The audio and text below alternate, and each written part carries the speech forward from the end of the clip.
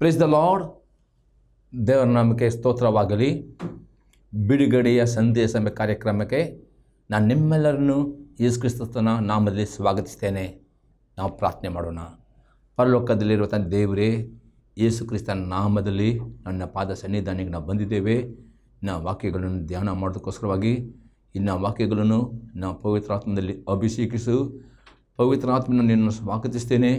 ನೀನು ನಮ್ಮ ಒಳ್ಳೆಯ ಬೋಧಕನಾಗಿದ್ದುಕೊಂಡು ಈ ವಾಕ್ಯದ ಮುಖಾಂತರ ನಿನ್ನ ಜನ ಸಂಗಡ ಮಾತನಾಡು. ಈ ವಾಕ್ಯ ಕೇಳುವ ಪ್ರತಿಯೊಂದು ಆತ್ಮಗಳಿಗೆ ಜೀವವನ್ನು, ಪ್ರೋತ್ಸಾಹವನ್ನು, ಭಕ್ತಿ ಅಭಿವೃದ್ಧಿ ಮತ್ತು ಬಿಡುಗಡೆಯನ್ನುಂಟು ಮಾಡಬೇಕು ನಾನು ಬೇಡಿಕೊಳ್ಳುತ್ತೇನೆ ಯೇಸು ಕ್ರಿಸ್ತ ನಾಮದಲ್ಲಿ, ಆಮೇನ್. ಇವತ್ತು ನಾವು ಧ್ಯಾನ ಮಾಡ್ತೇವೆ ಇಬ್ರಿಯವರಿಗೆ ಬರೆದ ಪತ್ರಿಕೆ 12ನೇ ಅಧ್ಯಾಯದಲ್ಲಿ 3ನೇ ವಾಕ್ಯ. ಇಬ್ರೂ ಚಾಪ್ಟರ್ 12 ವರ್ಸ್ 3. ನೀವು ಮನಗುಂದಿದವರಾಗಿ ಬೇಸರಗೊಳ್ಳದಂತೆ ಆತನನ್ನು ಆಲೋಚಿಸಿರಿ. ಆತನು ಪಾಪಿಗಳಿಂದ ಎಷ್ಟೋ ವಿರೋಧವನ್ನು ಸಹಿಸಿಕೊಂಡನು. ಇಲ್ಲಿ ಅಪೊಸ್ತಲ ಪೌಲನು ಈ ವಿಶ್ವಾಸಿಗಳಿರ್ತಾನೆ, ನೀವು ಮನಗುಂದಿದವರಾಗಿ ಬೇಸರಗೊಳ್ಳದಂತೆ ಆತನನ್ನು ಆಲೋಚಿಸಿರಿ. ಇವತ್ತು ದೇವರ ಆತ್ಮನು ಇವತ್ತು ತೋರಿಸಿದ ಅನೇಕ ವಿಶ್ವಾಸಿಗಳು ಅನೇಕ ಕಷ್ಟಗಳು, ಸಮಸ್ಯೆಗಳು ಬಂದಿರುವಾಗ ಅವರ ಮನಸ್ಸು ಕುಂದಿ ಹೋಗ್ತವೆ. ಇವತ್ತು ಅಪೊಸ್ತಲ ಪೌಲನು ಹೇಳ್ತಾನೆ, ನೀವು ಮನಗುಂದಿದಂತೆ, ನಿಮ್ಮ ಮನಸ್ಸು ಕುಂದಿ ಹೋಗದಂತೆ, ಮನಗುಂದಿದವರಾಗಿ ಬೇಸರಗೊಳ್ಳದಂತೆ ಆತನನ್ನು ಆಲೋಚಿಸಿರಿ. ಅದರ್ಥವಾಗಿದೆ, ಯೇಸು ಕ್ರಿಸ್ತನು ತಂದೆಯ ಬಲಗಡೆಯಲ್ಲಿ ಕೂತ್ಕೊಂಡು ತನ್ನ ಮಕ್ಕಳಿಗೋಸ್ಕರ ದಿನದ 24 ಗಂಟೆಯೂ ಹಗಲು ರಾತ್ರಿ ಅಥವಾ ವಿಜ್ಞಾಪನೆ ಮಾಡೋನಾಗಿದ್ದಾನೆ. ಅದೇ ಯಾರು ಯೇಸು ಕ್ರಿಸ್ತನಲ್ಲಿ ನಂಬಿಕೆಟ್ಟು ನೀರಿನಲ್ಲಿ ಮುಳುಗಿ ದೇಶಕೊಂಡಿದ್ದ ಪ್ರತಿಯೊಂದು ಮಕ್ಕಳು ಪ್ರತಿ ದಿವಸ ಆ ಪರಲೋಕದಲ್ಲಿ ತಂದೆಯ ಬಲ ಕೂತ್ಕೊಂಡು ಯೇಸು ಕ್ರಿಸ್ತನ ದೃಷ್ಟಿ ಇಟ್ಟವರು ಆಗಬೇಕು. ಅವರು ಎಂದಿಗೂ ಯಾವ ಸಮಯದಲ್ಲಿಯೂ ಅವರ ಮನಸ್ಸು ಕುಂದಿ ಹೋಗಲಿಕ್ಕೆ ಬಿಡಬಾರದು ಎಂಬುದರಲ್ಲಿ ಅಪೊಸ್ತಲನು ಹೇಳ್ತಾನೆ. ಕೀರ್ತನೆ 42 ಅದರಲ್ಲಿ 5ನೇ ವಾಕ್ಯ. ಸಾಮ್ 42 ವರ್ಸ್ 5. ನನ್ನ ಮನವೇ ನೀನು ಕುಗ್ಗಿ ಹೋಗುವುದೇನು, ಹೀಗೆ ವ್ಯತ್ಯೆ ಪಡುವುದಕ್ಕೆ ದೇವರು ನಿರೀಕ್ಷಿಸು.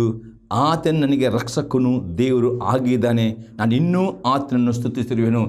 ದಾವೀದನು ಪ್ರೇರೆ ತನ್ನ ಜೀವಿತದಲ್ಲಿ ಕಷ್ಟಗಳು ಬರುವಾಗ, ಸಮಸ್ಯೆಗಳು ಬರುವಾಗ ಮನಸ್ಸು ಕುಂದಿ ಹೋಗಲಿಕ್ಕೆ ಆತನು ಬಿಡುತ್ತಾರೆ. ಇವತ್ತು ನಿಮ್ಮ ಜೀವನ ಯಾವುದೇ ಕಷ್ಟ ಬರ್ಬೋದು, ಯಾವುದೇ ಸಮಸ್ಯೆ ಬರ್ಬೋದು, ಯಾವ ಶೋಧನೆ ಬರ್ಬೋದು, ಯಾವತ್ತಿಗೂ ನಿಮ್ಮ ಮನಸ್ಸು ಕುಂದಿ ಹೋಗಿಕೊಂಡು ವ್ಯತ್ಯೆ ಮಾಡಲಿಕ್ಕೆ ಬಿಟ್ಟು ಬಿಡಬಾರ್ದು. ಆವಾಗ ನೀವು ಪ್ರೇಯಲ್ಲಿ ನಾವು ಅಲ್ಲಿ ಅವನು ಹೇಳ್ತಾರೆ, ನನ್ನ ಮನವೇ ನೀನು ಕುಗ್ಗಿ ಹೋಗಿದ್ದೇನು, ಹೀಗೆ ವ್ಯತ್ಯೆ ಪಡುವುದಕ್ಕೆ ದೇವರು ನಿರೀಕ್ಷಿಸು. ಆತನೇ ನನಗೆ ರಕ್ಷಕನು, ದೇವರು ಆಗಿದ್ದಾನೆ, ನಾನು ಇನ್ನೂ ಆತನನ್ನು ಸ್ತುತಿಸುತ್ತೇನೆ. ಇದರ್ಥವಾಗಿದೆ, ನಿಮ್ಮ ಮನಸ್ಸು ಯಾವಾಗಲೂ ಸಂತೋಷದಲ್ಲಿ, ಸಮಾಧಾನದಲ್ಲಿ, ಧೈರ್ಯವಾಗಿ ನಿರೀಕ್ಷೆ ಇರಬೇಕಾದ್ರೆ ನೀವು ದಿನಾಲೂ ನಿಮ್ಮ ಮನಸ್ಸಿನಿಂದ ದೇವರಿಗೆ ಸ್ತುತಿ ಪದಗಳನ್ನು ಆಡುತ್ತಾ, ದೇವರು ಸ್ತುತಿಸುತ್ತಾ ಕೊಂಡಾಡ್ತಾ ಇರಬೇಕು. ಯಾವಾಗ ನೀವು ದೇವರು ನಿಮ್ಮ ಮನಸ್ಸಿನಿಂದ, ನಿಮ್ಮ ಬುದ್ಧಿಯಿಂದ ಸ್ತುತಿಸ್ತಿರೋ ಆಗ ನಿಮ್ಮ ಮನಸ್ಸಿನಲ್ಲಿ ಕರ್ತನ ಸಮಾಧಾನ, ಕರ್ತನ ಸಂತೋಷವು ತುಂಬಲ್ಪಡ್ತದೆ. ಆಗ ನಿಮ್ಮ ಮನಸ್ಸು ಕುಂದಿ ಹೋಗುವುದಿಲ್ಲ. ಒಂದೇ ವೇಳೆ ನಿಮ್ಮ ಮನಸ್ಸಿನಿಂದ ದೇವರಿಗೆ ಸ್ತುತಿಸ್ತಿರೋ, ದೇವರನ್ನು ಕೊಂಡಾಡ್ದಿಲ್ಲೋ ಆಗ ನಿಮ್ಮ ಮನಸ್ಸು ಪ್ರೇರೆ ಕಷ್ಟಗಳು ನೋಡಿ, ಶ್ರಮೆ ನೋಡಿ ಕುಂದಿ ಹೋಗ್ತದೆ. ಅದಕ್ಕೆ ನಿಮ್ಮ ಮನಸ್ಸು ಕುಂದಿ ಹೋಗಲಿಕ್ಕೆ ನೀವು ಅವಕಾಶ ಕೊಡದಂತೆ ಎಲ್ಲ ವೇಳೆಯಲ್ಲಿಯೂ ಆತನು ಸ್ತುತಿಸುವರಾಗಬೇಕು ಎಂಬುದಾಗಿ ಇಲ್ಲಿ ಕೀರ್ತನೆಗಳನ್ನು ಹೇಳ್ತಾನೆ. ಇನ್ನೊಂದು ಎಕ್ಸಾಂಪಲ್ ನೋಡ್ತೇವೆ, ಕೀರ್ತನೆ 103 ಅದರಲ್ಲಿ 1ರಿಂದ 5 ವಾಕ್ಯ. ಸಾಮ್ 103 ವರ್ಸ್ 1 to 5. ನನ್ನ ಮನವೇ ಯೋನು ಕೊಂಡಾಡು, ನನ್ನ ಶರೀರವೆಂದಗಳೇ ಆತನ ಪವಿತ್ರ ನಾಮವನ್ನು ಕೀರ್ತಿಸಿರಿ. ನನ್ನ ಮನವೇ ಯೋನು ಕೊಂಡಾಡು, ಆತನ ಉಪಕಾರಗಳಲ್ಲಿ ಒಂದೂ ಮರೆಯಬೇಡ. ಆತನೆಲ್ಲ ಅಪರಾಧಗಳನ್ನು ಶ್ರಮಿಸುವವನು, ಸಮಸ್ತ ರೋಗಗಳನ್ನು ವಾಸಿ ಮಾಡುವವನು, ನಿನ್ನ ಜೀವವನ್ನು ನಾಸ್ತಪ್ಪಿಸುವವನು, ಪ್ರೀತಿ ಕೃಪೆಗಳೆಂಬ ಕಿರೀಟದಿಂದ ನಿನ್ನ ಸಂಗ್ರಹಿಸುವವನು ಆಗಿದ್ದಾನೆ. ಶ್ರೇಷ್ಠ ವರಗಳಿಂದ ನಿನ್ನ ಆಸೆಯನ್ನು ಪೂರ್ತಿಗೊಳಿಸುತ್ತಾನೆ. ಅದ್ದಿಗೆ ಬರುವಂತೆ ನಿನಗೆ ಯೌವನವನ್ನು ತಿರುಗಿ ಬರಮಾಡ್ತಾನೆ. ಇಲ್ಲಿ ಬರೀ ದಾವೀದ ಹೇಳ್ತಾನೆ, ತನ್ನ ಮನಸ್ಸಿನಿಂದ ಪ್ರೇರೆ ಆತನು ದೇವರು ಸ್ತುತಿಸ್ತಾನೆ. ಇವತ್ತು ಪ್ರೇರೆ ನಿಮ್ಮ ಮನಸ್ಸು ಅತಿ ಇಂಪಾರ್ಟೆಂಟ್ ಆಗಿದೆ.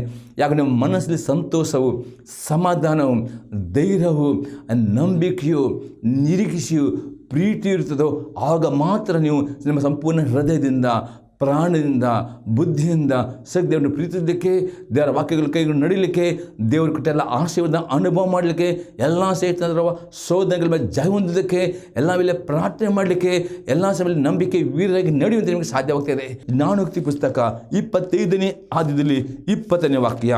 Proverb chapter 25 verse 20.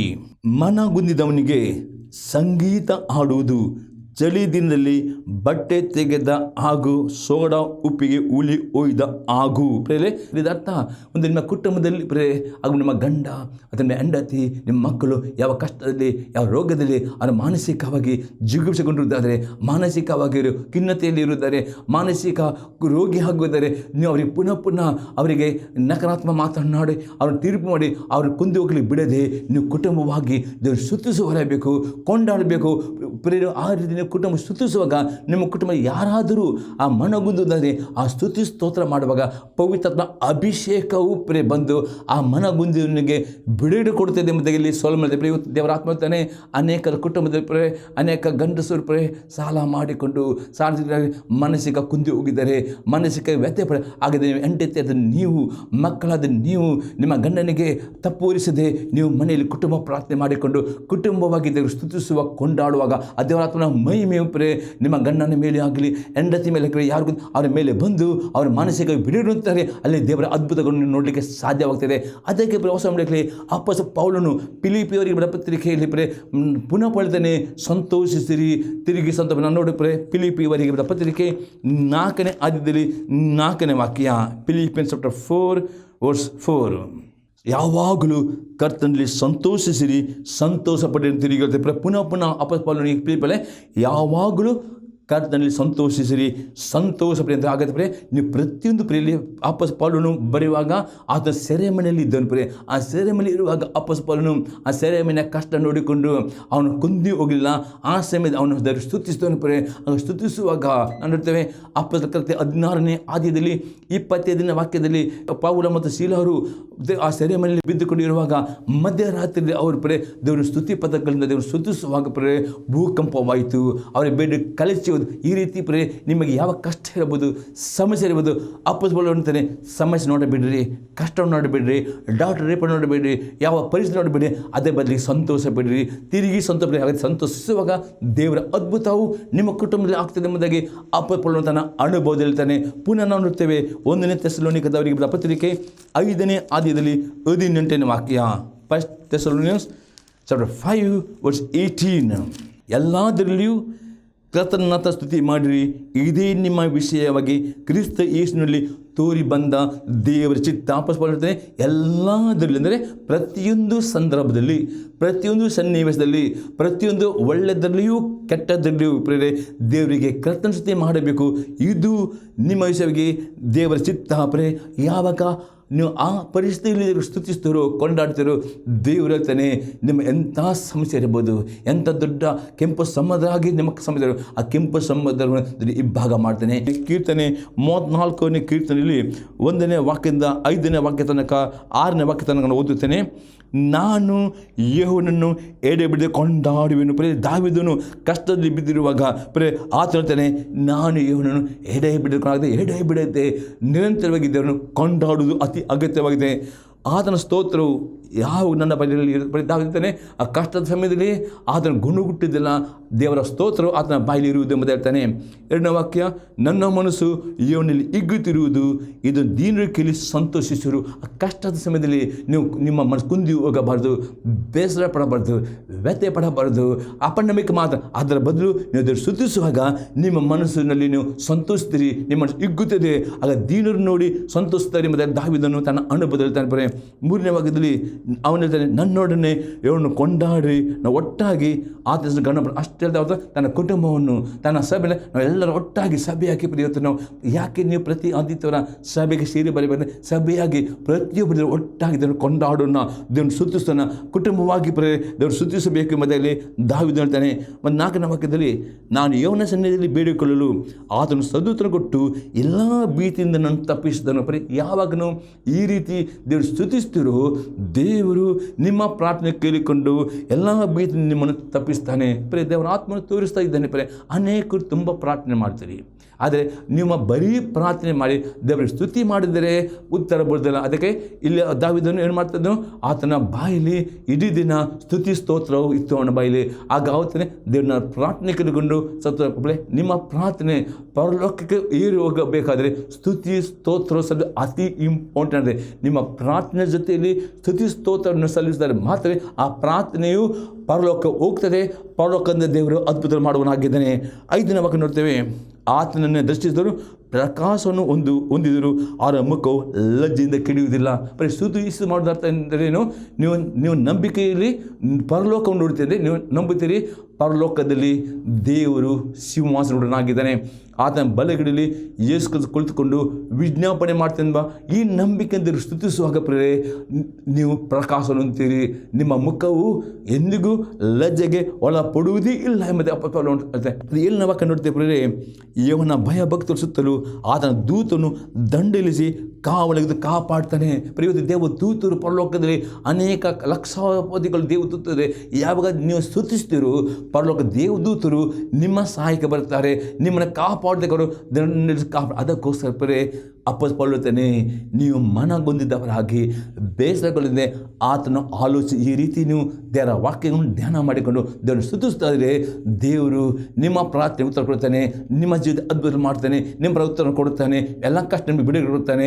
ದೇವರ ಮಹಿಮೆಯನ್ನು ಅನುಭವ ಮಾಡ್ತೀರಿ, ನಿಮ್ಮ ಮುಂದೆ ಇರುವ ಕೆಂಪು ವಿಭಾಗ ಮಾಡ್ತಾನೆ, ಎರಡು ಕಡೆ ಕೆಡವಾಗ್ತೀನಿ ದೇವರ ಮೇಲೆ ಆಗಿದ್ದಾನೆ.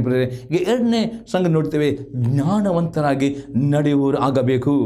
ಜ್ಞಾನೋಕ್ತಿ ಪುಸ್ತಕ 6ನೇ ಅಧ್ಯಾಯದಲ್ಲಿ 6ರಿಂದ 11 ವಾಕ್ಯ, Proverbs chapter 6:6-11. ಸೋಮಾರಿಯೇ, ಇರಿವೇತ್ರ ಹೋಗಿ ಅದರ ನಡವಳಿಕೆಯನ್ನು ನೋಡಿ ಜ್ಞಾನವನ್ನು ತಂದುಕೋ. ಅದಕ್ಕೆ ನಾಯಕ ಅಧಿಕಾರಿ ಪ್ರಭುಗಳಿಲ್ಲದಿದ್ದರೂ ಸುಗ್ಗಿಯಲ್ಲಿ ತನ್ನ ತೀನಿಯನ್ನು ಕೂಡಿಸಿಡುವುದು, ಕೊಯ್ಲಿನ ಕಾಲದಲ್ಲಿ ತನಗೆ ಬೇಕಾದಷ್ಟು ಆಹಾರವನ್ನು ಸಂಗ್ರಹಿಸಿಕೊಳ್ಳುವುದು. ದೇವರ ಆತ್ಮೀಯತೆ ಇಲ್ಲಿ ಸೊಲೊಮೋನನು ಸೋಮಾರಿಯೇ ಇರಿವೆತ್ತರ ಹೋಗಿ ನೋಡಿ ಜ್ಞಾನ ಅದು ಅರ್ಥವಾಗಿದೆ. ಇವತ್ತು ಲೋಕದಲ್ಲಿ ಬಡತನ, ಆರ್ಥಿಕ ಮುಗ್ಗಟ್ಟು, ಬರಗಾಲ ಸಮೀಪವಾಗ್ತಾ ಬರ್ತಾ ಉಂಟು. ಅದೇ ದೇವರ ಮಕ್ಕಳಿಗೆ ಪವಿತ್ರಾತ್ಮನೇ ನಿಮ್ಮ ಕೆಲಸದಲ್ಲಿ ನೀವು ಸೋಮಾರಿಗಳಾಗಬಾರದು, ಪ್ರಾರ್ಥನೆ ಜೀವಿತ ಸೋಮಾರಿಗಳಾಗಿರದೆ ನೀವು ಪ್ರಾರ್ಥನೆ ನಿರತರಾಗಬೇಕು. ಕೆಲಸ ನಿರತರಾಗಿಕೊಂಡು ನಿಮಗೆ ಸಿಕ್ಕದ ಆದಾಯದಿಂದ ದೇವರನ್ನು ಸನ್ಮಾನಿಸಿಕೊಂಡು ಉಳಿದ ಆದಾಯವನ್ನು ನೀವು ಇರುವೆ ಹತ್ರ ಹೋಗಿ ಹೇಗೆ ಇರುವೆ ಆ ಸುಗ್ಗಿ ಕಾಲದಲ್ಲಿ ಹೇಗೆ ಕೂಡಿಸಿ ಆ ರೀತಿಯಲ್ಲಿ ನೀವು ನಿಮ್ಮ ಆದಾಯದಿಂದ ನಿಮ್ಮ ಭವಿಷ್ಯಕ್ಕೋಸ್ಕರ ಕೂಡಿಸಿಡುವರಾಗಬೇಕು, ಸಾಲವನ್ನು ಮಾಡುವವರಾಗಬಾರದು. ಮತ್ತು 9ನೇ ಆನಂದ ಬಗ್ಗೆ ನೋಡ್ತೇನೆ ಪ್ರೇರೆ, ಸೋಮಾರಿಯೇ ಎಷ್ಟು ಹೊತ್ತು ನಿದ್ರೆಯಿಂದ ಯಾವಾಗ ಎಚ್ಚರಗೊಳ್ಳುವಿ, ಇನ್ನೂ ಸ್ವಲ್ಪ ನಿದ್ದೆ, ಇನ್ನೂ ತುಸು ತೂಕಡಿಕೆ, ಇನ್ನೂ ಕೊಂಚ ನಿದ್ದೆಗಾಗಿ ಕೈ ಮುದ್ದುಕೊಳ್ಳುವಿಯೇ ಅಂದುಕೊಳ್ಳುವಿಯಾ? ಬಡತನವು ದಾರಿಗಳನ್ನಾಗೂ ಕೊರೆತೆಯು ಪಂಜುಗಳಂತೆಯೂ ನಿನ್ನ ಮೇಲೆ ಬೀಳಿಯು. ಪ್ರಿಯದಾರ್ಥವಾಗಿದೆ, ನೀವು ದೇವರನ್ನು ಸ್ತುತಿ ಮಾಡಬೇಕಾದ್ರೆ ದೇವರಿಗೆ ಒಳ್ಳೆಯ ಸಮಯ, ದೇವರ ಸ್ತುತಿಗೆ ಮುಂಜಾನೆಯ ಸಮಯವಾಗಿದೆ. ಮುಂಜಾನೆ ಜಾವದೆ 5 ಗಂಟೆಗೆ ನೀವು ನೋಡಿ ಎಲ್ಲ ಕಾಗೆಗಳು, ಎಲ್ಲ ಪಕ್ಷಿಗಳು ಅವರವರ ಭಾಷೆಯಲ್ಲಿ ದೇವರಿಗೆ ಕೊಂಡಾಡ್ತದೆ. ಅದೇ ದೇವರ ಮಕ್ಕಳು ನೀವು ನೀವು 5 ಗಂಟೆ ತನಕ ಮಲಗದೆ 5 ಗಂಟೆ ಮೊದಲೇ 5 ಗಂಟೆ ಎದ್ದುಕೊಂಡು ದೇವರಿಗೆ 1 ಗಂಟೆ ಆದರೂ ಸ್ತುತಿಸುವರಾಗಬೇಕು, ಪ್ರಾರ್ಥನೆ ಮಾಡಿ. ಆಗ ಮಾತ್ರ ಎಲ್ಲ ನಿಮಗೆ ಬಡತನ ಎಲ್ಲ ಕೊರತೆಯಿಂದ ನೀವು ಬಿಡುತ್ತೀರಿ ಎಂಬುದಾಗಿ ಸೊಲೊಮೋನ ಹೇಳ್ತಾನೆ. ಒಂದು ವೇಳೆ ನೀವು ಪ್ರಾರ್ಥನೆಗೋಸ್ಕರ ದೇವರ ಸ್ತುತಿ ಮಾಡೋದಕ್ಕೆ ಆಲಸ್ಯಗಾರರಾಗ್ತಿರೋ ಆಗ ಬಡತನ ಎಂಬ ದುಷ್ಟ ಆತ್ಮ ನಿಮ್ಮನ್ನು ಬಡತನಕ್ಕೆ ನಿಮ್ಮನ್ನು ಕೊರತೆಗೆ ಹಾಕಿದರೆ ಯೇಸು ಕ್ರಿಸ್ತನು ಹೇಳ್ತಾನೆ, ಯೋಹನ ಬರೆದ ಸುವಾರ್ತೆ 10ನೇ ಅಧ್ಯಾಯದಲ್ಲಿ 10ನೇ ವಾಕ್ಯ, ಕಳ್ಳನು ಬರುವುದು ಕದಿಯುವುದಕ್ಕೂ ಕೊಯ್ಯುವುದಕ್ಕೂ ಹಾಳು ಮಾಡೋದಕ್ಕೆ ವಿನ ಬೇರೆ ಯಾವುದಕ್ಕೂ ಬರುವುದಿಲ್ಲ, ನಾನಾದರೂ ನಿಮಗೆ ಜೀವವಿರಬೇಕೆಂದರೂ ಸಮೃದ್ಧಿಗಿರಬೇಕೆಂದು ಬಂದೇನೆಂದು ಯೇಸು ಕ್ರಿಸ್ತನೇ. ಹಾಗಾದರೆ ಪ್ರಿಯ ಕಳ್ಳನು ಯಾವಾಗ ಬರ್ತಾನೆ? ಯಾವಾಗ ನೀವು ಮುಂಜಾನೆ ಜಾವದಲ್ಲಿ ಎದ್ದುಕೊಂಡು ಇಡೀ ದಿನದ ಕೆಲಸ ಪ್ರಾರಂಭ ಮಾಡೋ ಮೊದಲು ದೇವರನ್ನು ಸ್ತುತಿಸುತ್ತಿದ್ದರೆ, ದೇವರನ್ನು ಆರಾಧನೆ ಮಾಡುತ್ತಿದ್ದರೆ, ದೇವರ ಪ್ರಾರ್ಥನೆ ಮಾಡಿದರೆ ನೀವು ದೇವರ ದೃಷ್ಟಿಯಲ್ಲಿ ನೀವು ಸೋಮಾರಿಗಳಾಗ್ತೀರಿ. ಮತ್ತು ಈ ಸೋಮಾರಿತನ ಆತ್ಮ ಪ್ರೇರೆ ನಿಮ್ಮ ಮನಸ್ಸನ್ನು ಅಟ್ಯಾಕ್ ಮಾಡ್ತದೆ. ನಿಮ್ಮ ಮನಸ್ಸಿನಲ್ಲಿ ಚಿಂತೆ, ನಿರಾಸೆ ಪಡ್ತದೆ, ನಿಮ್ಮ ಜಿಗುಷೆ ಬರ್ತದೆ, ನಿಮ್ಮ ಅಪ್ಪಣ್ಣೆ ಬರ್ತದೆ. ಕಾರಣ ಆ ಮುಂಜಾನೆ ಜಾವದಲ್ಲಿ ಎದ್ದುಕೊಂಡು ಪ್ರಾರ್ಥನೆ ಮಾಡಲಿಲ್ಲ, ದೇವರು ಸ್ತುತಿಸಿಲ್ಲ, ದೇವರ ವಾಕ್ಯ ಧ್ಯಾನ ಮಾಡಲಿಲ್ಲ. ಅದಕ್ಕೋಸ್ಕರ ನಿಮ್ಮ ಮನಸ್ಸು ಬೇಗನೆ ಸಣ್ಣ ಸಣ್ಣ ಸಂಗತಿಗೋಸ್ಕರ ಕುಂದಿ ಹೋಗ್ತದೆ, ಸಣ್ಣ ಸಣ್ಣ ಸಂಗತಿ ಕೋಪ ಮಾಡ್ತೀರಿ. ಅದಕ್ಕೋಸ್ಕರ ಸೋಮಾರಿಯೇ ಎಷ್ಟು ಹೊತ್ತಿದೆ. ಅನೇಕರು ದೇವರು ತೋರಿಸಿದೆ, ಅನೇಕರು ಈ ಪ್ರಾರ್ಥನೆಗೋಸ್ಕರ ಆಲಸ್ಯರಾಗಿದ್ದೀರಿ. ದೇವರ ಆತ್ಮ ಹೇಳ್ತಾನೆ, ಪ್ರಾರ್ಥನೆಗೋಸ್ಕರ ನೀವು ಎದ್ದು ನಿಮ್ಮ ಮಂಚನ ಎದ್ದು ಹೊರಗೆ ಬಂದು ನೀವು ಪ್ರಾರ್ಥನೆ ಮಾಡಲಿ, ಅಭ್ಯಾಸ ಮಾಡಿ. ಅಟ್ಲೀಸ್ಟ್ 1 ಗಂಟೆಯಾದರೂ ದೇವರಿಗೆ ಸ್ತುತಿ ಮಾಡಲಿಕ್ಕೆ, ಸ್ತೋತ್ರ ಮಾಡೋದಕ್ಕೆ, ಆರಾಧನೆ ಮಾಡೋದಕ್ಕೆ ಇವಿನ ಸಮಯವನ್ನು ಕೊಡ್ರಿ. ಒಂದು ಅರ್ಧ ಗಂಟೆ ಆದರೂ ವಾಕ್ಯ ಧ್ಯಾನ ಹೀಗೆ ನೀವು ಮಾಡಿದ್ರೆ ಇಡೀ ದಿನ ದೇವರ ಆಶೀರ್ವಾದವನ್ನು ಕಂಡುಕೊಳ್ಳುತ್ತೀರಿ. ಆ ಸೈತಾನ ನಿಮ್ಮನ್ನು ಅಟ್ಯಾಕ್ ಮಾಡಿ ಆಗೋದು. ಒಂದು ವೇಳೆ ನೀವು ಆಲಸ್ಯಗಾರಾಗ್ತೀರೋ, ಇಲ್ಲಿ ಎಚ್ಚರಿಕೊಳ್ತಾನೆ, ಬಡತನವು ಎಂದರೆ ಬಡತನ ಎಂಬ ದುಷ್ಟ ಆತ್ಮವು, ಕೊರತೆ ಎಂಬ ದುಷ್ಟ ಆತ್ಮ ಬಂದು ನಿಮಗೆ ಆತ್ಮಿಕವಾದ ಬಡತನ, ಆರ್ಥಿಕ ಬಡತನ ಅಂತಂದು ನಿಮ್ಮನ್ನು ಅಟ್ಯಾಕ್ ಮಾಡ್ತೇವೆ. ಅದಕ್ಕೋಸ್ಕರ ಒಂದು ಕೆಲಸದಲ್ಲಿ ಸೋಮಾರಿಗಳಾಗಬಾರ್ದು, ಪ್ರಾರ್ಥನೆ ಜೀವಿತ ಸೋಮಾರಿಗಳಾಗಬಾರ್ದು. ಈ ರೀತಿ ಎಚ್ಚರಗೊಳ್ಳುವುದಾದರೆ ನಿಮಗೆ ಯಾವ ಮೇಲಿಗೂ ಕಡಿಮೆ ಆಗದೆ ದೇವ ಇರುವೆ. ಆ ಸುಗ್ಗಿ ಕಾಲದಲ್ಲಿ ಆ ರೀತಿ ನೀವು ಆರ್ಥಿಕ ಸದ್ಯ ಆಶೀರ್ವದಿರ್ತೀರಿ, ಆಶೀರ್ವದಿದ್ದ ಹಾಗೆ ನೀವು ಕೂಡಿಸಿಡ್ತೀರಿ, ಹಾಗೆ ಯಾವುದು ನಿಮಗೆ ಕಡಿಮೆ ಆಗುವುದಿಲ್ಲ ಎಂಬುದಾಗಿ ಅಪೊಸ್ತಲ ಪೌಲನು ನಾವು ನೋಡ್ತೇವೆ. 2ನೇ ಕೊರಿಂಥದವರಿಗೆ ಪತ್ರಿಕೆ 8ನೇ ಅಧ್ಯಾಯದಲ್ಲಿ 9 ಮತ್ತು 15 ವಾಕ್ಯ. 2 Corinthians chapter 8 verse 9 and 15 verse. ನಮ್ಮ ಕರ್ತನಾದ ಯೇಸು ಕ್ರಿಸ್ತನ ಕೃಪೆಯು ನಿಮಗೆ ಗೊತ್ತಾಗಿದೆಯಲ್ಲ. ಆತನು ಐಶ್ವರ್ಯವಂತನಾಗಿದ್ದು ತಾನು ಬಡತನದಲ್ಲಿ ಸೇರುವುದರಿಂದ ನೀವು ಐಶ್ವರ್ಯವಂತರಾಗಬೇಕೆಂದು ನಿಮಗೋಸ್ಕರ ಬಡವನಾದನು. ಇವತ್ತು ಅನೇಕ ದೇವರ ಮಕ್ಕಳು ಆರ್ಥಿಕ ಬಡತನ, ಆರ್ಥಿಕ ಕೊರತೆ, ಸಾಲದ ಬಂಧನದಲ್ಲಿ ಸಿಕ್ಕಿಕೊಂಡು ಮನಸ್ಸು ಕುಂದಿ ಹೋಗಿದ್ದೀರಿ. ಅದಕ್ಕೆ ದೇವರ ಆತ್ಮವನ್ನು ಪ್ರೇರಣೆ ಅಲ್ಲಿ ಸೊಲು ಮಾಡುತ್ತಾನೆ, ಇರಿವೆ ಹತ್ರ ಹೋಗಿ ನೋಡಿ ಡೌನ್ ತೆಗೆದುಕೋ. ಇರಿವೆಗೆ ಅಧಿಕಾರ ಇಲ್ಲ, ಆದರೂ ಅದು ಸುಗ್ಗಿಯಲ್ಲಿ ತನ್ನ ದಿನಾದ ಪ್ರೇ ಯೇಸು ಕ್ರಿಸ್ತನು ಈ ಭೂಲಕ್ಕೆ ಬಂದು ಕೆಲವರು ಕೂಡ ಸಾಯುವಾಗ ನಿಮಗೋಸ್ಕರ ಆತನ ಬಡವನಾದನು. ನೀವು ಐಶ್ವರ್ಯವಂತರಾಗಬೇಕು. ಅದೇ ಆರ್ಥಿಕ ಐಶ್ವರ್ಯವು ದೇವರು ಕೊಡುತ್ತಾನೆ. ಅದಕ್ಕೆ 15 ವಾಕ್ಯದಲ್ಲಿರ್ತದೆ, ಬಾಲ ಕುಡಿಸುವುದನಿಗೆ ಏನು ಹೆಚ್ಚಾಗಿಲ್ಲ, ಸ್ವಲ್ಪ ಕುಡಿಸು ಏನು ಕಡಿಮೆ ಆಗಿಲ್ಲ ಎಂದು ಸಾಧ್ಯ ಬರೆದ ಪ್ರಕಾರ ಆಗೋದು. ಯಾವ ರೀತಿಯಿಂದ ದೇವರು ಶ್ರುತಿಸ್ತೀರೋ, ಪ್ರಾರ್ಥನೆ ಮಾಡ್ತಾರೋ, ದೇವರ ವಾಕ್ಯ ವಿಚಾರಿಸಿಕೊಂಡು ನಿಮ್ಮ ಆರ್ಥಿಕದಲ್ಲಿ ದೇವರು ಸನ್ಮಾನಿಸ್ತಾರೋ, ಆಗ ದೇವರು ನಿಮಗೆ ಆರ್ಥಿಕ ಸಮೃದ್ಧಿ ಕೊಡ್ತಾನೆ. ಆ ಸಮೃದ್ಧಿ ಬಂದ ಹಾಗೆ ನೀವು ಸ್ವಲ್ಪ ಕೂಡಿಸಿಡುವುದರೆ ಅದು ಸ್ವಲ್ಪ ಕೂಡಿಸೋದು ನಿಮಗೆ ಕಡಿಮೆ ಆಗುವುದಿಲ್ಲ. ಯಾಕಂದರೆ ನೀವು ಯಾವ ಸಾಲ ಕೈ ಹಾಕಿದೆ ನೀವು ಕೂಡಿಸಿದ ಹಣವನ್ನು ನಿಮ್ಮ ಅಗತ್ಯದಲ್ಲಿ ಉಪಯೋಗ ಮಾಡಲಿಕ್ಕೆ ಸಾಧ್ಯವಾಗ್ತದೆ. ಒಂದು ವೇಳೆ ಆ ಹಿರಿಯ ಹತ್ರ ಹೋಗಿ ಜ್ಞಾನ ತೆಗೆದುಕೊಳ್ಳದಿದ್ದರೆ ನೀವು ಕಷ್ಟಗಳು ಬರುವಾಗ, ಸಾಲಗಳು ಆಗುವಾಗ ನಿಮ್ಮ ಮನಸ್ಸು ಕುಂದಿ ಹೋಗ್ತದೆ. ಅದಕ್ಕೋಸ್ಕರ ಸಾಲಕ್ಕೆ ಕೈ ಹಾಕಬಾರದಾದರೆ ನೀವು ಆತ್ಮಿಕ ಜೀವಿತದಲ್ಲಿ ಎಚ್ಚರಿಕೆ ಇರಬೇಕು, ಕೆಲಸದಲ್ಲಿ ಎಚ್ಚರಿಕೆ ಇರಬೇಕು, ಸೂರ್ಯವತೆ ಕೂಡಿಸಿರಬೇಕು ಮತ್ತು ದೇವರಿಗೆ ದಶಮ ಕಾಣಿಕೆ ನಂಬಿಕಸ್ಥರಾಗಬೇಕು. ನಾವು ನೋಡ್ತೀವಿ 2ನೇ ಕೊರಿಂಥದವರಿಗೆ ಪತ್ರಿಕೆ 9ನೇ ಅಧ್ಯಾಯದಲ್ಲಿ 6ರಿಂದ 11ನೇ ವಾಕ್ಯ. 2 Corinthians 9 verse 6 to 11 verse. ಆದರೆ ಸ್ವಲ್ಪವಾಗಿ ಬಿತ್ತುವವನು ಪೈರನು ಸ್ವಲ್ಪ ಕೊಯ್ಯುವನು, ಹೆಚ್ಚಾಗಿ ಬಿತ್ತುವನು ಹೆಚ್ಚಾಗಿ ಕೊಯ್ಯುವನು ಎಂದು ತಿಳುಕೊಳ್ಳಿರಿ. ಪ್ರತಿಯೊಬ್ಬನು ತನ್ನ ಹೃದಯದಲ್ಲಿ ನಿರ್ಣಯಿಸಿಕೊಂಡ ಪ್ರಕಾರ ಕೊಡಲಿ. ದುಃಖದಿಂದಾಗಲಿ ಬಲಾತ್ಕಾರದಿಂದಾಗಲಿ ಯಾರು ಕೊಡಬಾರದು. ಯಾಕೆಂದರೆ ಸಂತೋಷವಾಗಿ ಕೊಡುವನ ಮೇಲೆ ದೇವರಿಗೆ ಪ್ರೀತಿ ಉಂಟು. ಆರ್ಥಿಕ ಕ್ಷೇತ್ರದಲ್ಲಿ ನೀವು ಸಮೃದ್ಧಿಯುಳ್ಳವರಾಗಬೇಕಾದ್ರೆ, ಸಾಲಿಂದ ಬಿಡುಗಡೆ ನಿಮ್ಗೆ ಆಗಬೇಕಾದ್ರೆ, ಬಡತನದಿಂದ ಬಿಡುಗಡೆ ಆಗಬೇಕಾದ್ರೆ ನಿಮಗೆ ಬಂದ ಆದಾಯದಲ್ಲಿ ದೇವರು ಸಲ್ಲುವ ದಶಮ ಭಾಗ ಮತ್ತು ಕಾಣಿಕೆ, ಇದು ಬೀಜಕ್ಕೆ ಒಳ್ಳೆ ಎಷ್ಟು ಬೀಜ ಅಂದರೆ ದಶಮ ಭಾಗ. ಅದಕ್ಕೆ ಇನ್ನೂ ಹೆಚ್ಚು ಎಷ್ಟು ಪ್ರಮಾಣದಲ್ಲಿ ನೀವು ಬೀಜವನ್ನು ಬಿತ್ತಿತು ನಂಬಿಕೆಯಲ್ಲಿ, ಅಷ್ಟೇ ಮಟ್ಟಿಗೆ ದೇವರು ನಿಮಗೆ ಬೀಜವನ್ನು ಕೊಡುತ್ತಾನೆ, ನಿಮಗೆ ಆಶೀರ್ವಾದ ಕೊಡುತ್ತಾನೆ. ಒಂದು ವೇಳೆ ದೇವರು ಕೂಡ ದಶಮಾಂಶವನ್ನು ಕದ್ದು ಹಿಡಿಯೋದಾದರೆ ಮಾತ್ರ ನಿಮಗೆ ಬಡತನ, ಕೊರತೆ, ಸಾಲ ಅದಕ್ಕೆ ಅಪ್ಪಸ್ಬಾರ್ದು. ನೀವು ಆರ್ಥಿಕ ಕ್ಷೇತ್ರದಲ್ಲಿ ಐಶ್ವರ್ಯವುಳ್ಳವರಾಗಬೇಕೆಂದು ದೇವರು ಭಾವಿಸ್ತಾನೆ. ಇದಕ್ಕೆ ಇವತ್ತು ಅನೇಕರು ಮನಸ್ಸಿಗೆ ಕುಂದು ಕಾರಣ ಯಾಕೆಂದರೆ ನಿಮ್ಮ ಬಡತನದಿಂದ, ನಿಮಗೆ ಕೊರತೆಯಿಂದ ಸಾಲ ಅನೇಕರು ಮಾನಸಿಕ ಕುಂದಿ ಹೋಗಿದ್ದಾರೆ. ಕೆಲವರು ಜೀವನೇ ಕಳೆದುಕೊಳ್ಳುತ್ತೆ. ಕಾರಣ ಇಷ್ಟೇ, ನೀವು ಸೋಮಾರಿಗಳಾದ ನಿಮಿತ್ತ. ಅದಕ್ಕೆ ದೇವರ ಆತ್ಮ ಹೇಳ್ತಾನೆ, ನಿಮ್ಮ ಮನಸ್ಸು ಕುಂದು ಹೋಗದಂತೆ ಎಚ್ಚರವಾಗಿರಿ, ಪ್ರಾರ್ಥನೆ ಮಾಡಿರಿ, ಸ್ತುತಿ ಮಾಡಿರಿ. ದೇವರಿಗೆ ನಿಮ್ಮ ಕೊಟ್ಟ ಪ್ರತಿಯೊಂದು ಆದ್ಯದಲ್ಲಿ ದೇವರಿಗೆ ಕೂಡ ದಶಮ ಭಾಗವನ್ನು ಕಾಣಿಕೆಯನ್ನು ಸಂತೋಷದಲ್ಲಿ ಕೊಡಿರಿ. ಆಗ ನಾವು 8ನೇ ವಾಕ್ಯದಲ್ಲಿ ದೇವರು ಸಕಲ ವಿಧವಾದ ದಾನಗಳನ್ನು ನಿಮಗೆ ಧಾರಾಳವಾಗಿ ಅನುಗ್ರಹಿಸಲಿಕ್ಕೆ ಶಕ್ತನಾದ್ದರಿಂದ ನೀವು ಯಾವಾಗಲೂ ಎಲ್ಲ ವಿಷಯಗಳಲ್ಲೂ ಪರಿಪೂರ್ಣತೆ ಉಳ್ಳವರಾಗಿ ಸಕಲ ಸತ್ಯಗಳಲ್ಲಿ ಯಾರಾಗಿ ಮಾಡುವವರಾಗಿರಬೇಕು. ದೇವರು ಬಯಸ್ತಾನೆ.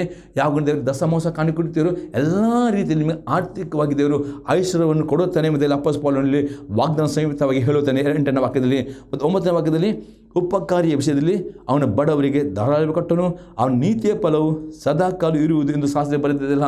ನೀವು ಏನು ದೇವರಿಗೋಸ್ಕರ ಕೂಡ ದಶಮಾಂಶ ಆಗ್ಬೋದು, ಕಾಣಿಕೆ ಆಗ್ಬೋದು, ಪರಲೋಕದಲ್ಲಿ ದೇವರು ಬರೆದಿಡುತ್ತಾನೆ ಎಂಬುದಾಗಿ ಅಲ್ಲಿ ಅಪೊಸ್ತಲ ಅನೇಕರು ನಿಮಗೆ ಬಂದ ಆದಾಯದಲ್ಲಿ ದೇವರಿಗೆ ದಶಮಾಂಶ ಕೂಡ ಕದ್ದುಕೊಳ್ಳುತ್ತೀರಿ.